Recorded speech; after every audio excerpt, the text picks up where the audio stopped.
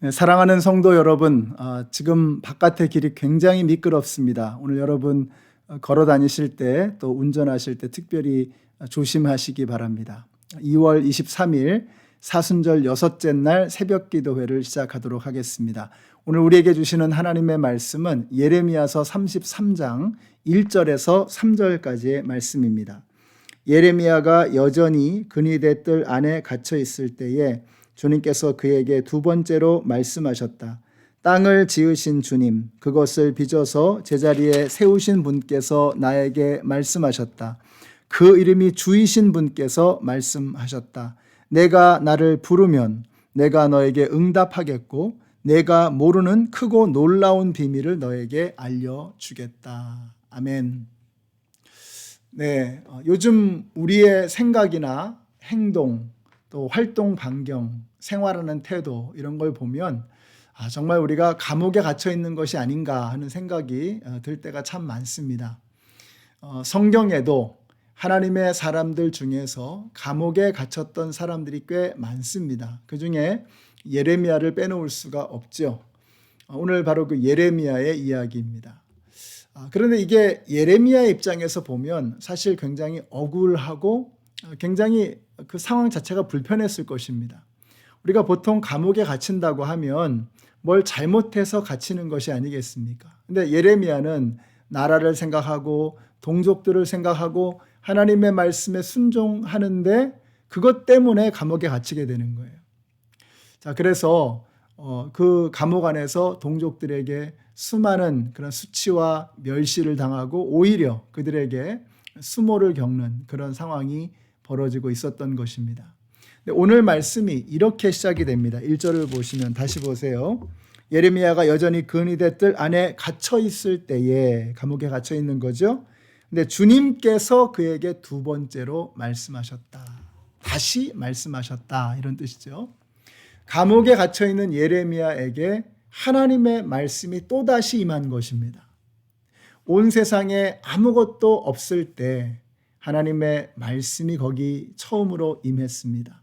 그리고 무슨 일이 벌어진 거죠? 지금 여러분이 이렇게 바깥을 내다보시면 눈에 보이는 그 모든 것들, 우리가 상상하는 그 모든 것들, 그것이 흑암과 혼돈과 공허로 가득하던 그곳에 하나님의 말씀이 임하게 되었을 때에 그 모든 것들이 창조되어졌던 것입니다. 하나님의 말씀이 임하심으로 풍경이 생기고 생물이 살아 움직이고 아름다움이 세상 속에 차고 넘치는 역사가 나타나게 되었던 것입니다. 뭐 때문에요? 하나님의 말씀 때문에. 저는 하나님의 말씀이 살아있는 생명의 근원이요 능력이라고 믿습니다. 그래서 2절에서 이렇게 말씀하는 거예요. 땅을 지으신 주님, 창조의 하나님을 찬양하는 거죠. 땅을 지으신 주님, 그것을 빚어서 제자리에 세우신 분께서 나에게 말씀하셨다. 그 이름이 주이신 분께서 말씀하셨다. 자, 그 말씀이 임했는데 그 말씀하시는 그분은 누구라는 거예요? 땅을 지으신 분, 우리를 창조하신 하나님이시라는 것입니다. 예레미야가 근위대 뜰 안에 갇혀 있을 때 그곳은 침침하고 불의하고 절망으로 가득 차 있는 어두운 곳이었습니다. 그러나 그곳에 하나님의 말씀이 임할 때, 그리고 그 하나님이 이 땅을 지으시고 우리를 빚어 만드신 하나님이시라고 한다면 하나님의 말씀 때문에 그 절망의 감옥은 희망의 자리로 변하게 되는 것입니다. 어떠한 어두움이라고 할지라도 하나님의 말씀이 임하면 변하게 될 줄로 믿으시기 바랍니다. 어떠한 거짓이라고 할지라도 하나님의 말씀이 임하면 그 거짓은 사라지게 될 줄로 믿습니다. 왜요? 하나님의 말씀은 진리이기 때문에, 하나님의 말씀은 능력이기 때문에 어떠한 질병이라도 하나님이 뜻하시고 그 능력에 하나님의 말씀이 임하게 되면 그 병만은 떠나가게 될 줄로 믿습니다. 왜요? 하나님의 말씀은 생명으로 충만하기 때문인 것입니다. 오늘 여러분의 삶 속에 하나님의 말씀이 임하게 되시기를 바랍니다. 우리가 정말 감옥과 같은 절망과 어둠으로 가득한 그러한 삶 속에 우리가 갇혀 있어요. 우리가 그 갇혀 있는 어둠의 감옥에서 나올 수 있는 방법은 무엇입니까? 하나님의 말씀이 우리에게 임하게 되는 것입니다. 그래서 우리 하나님께서 예레미야에게 이렇게 말씀하시는 거예요. 3절에 보세요. 내가 나를 부르면 내가 너에게 응답하겠고 내가 모르는 크고 놀라운 비밀을 너에게 알려주겠다. 우리 옛날 번역이 익숙하시죠? 너는 내게 부르짖으라. 내가 너에게 응답하겠고 내가 알지 못하는 크고 비밀한 일을 너에게 보이리라. 이렇게 말씀하셨어요. 부르짖으라고 말씀하십니다. 부르짖으면 내가 응답할 것이다. 자, 그리고 어떤 역사가 나타나요? 하나님이 응답하시면, 하나님이 들으시면 어떤 역사가 나타나요?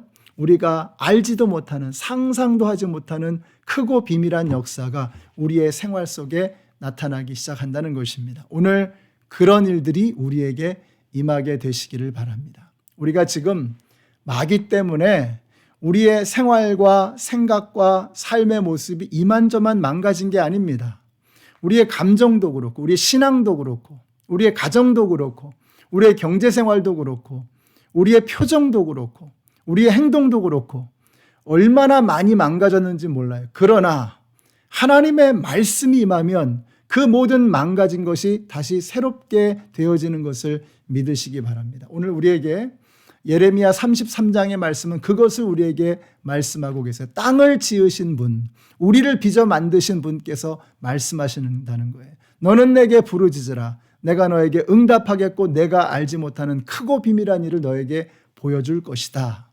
오늘 하나님께서 저와 여러분에게 그런 역사를 보여주실 줄로 믿습니다. 이런 믿음과 기대를 품고 오늘 하루를 시작하시는 우리 모든 성도님들이 되시기를 예수님의 이름으로 축원합니다. 기도하겠습니다. 하나님 감사합니다.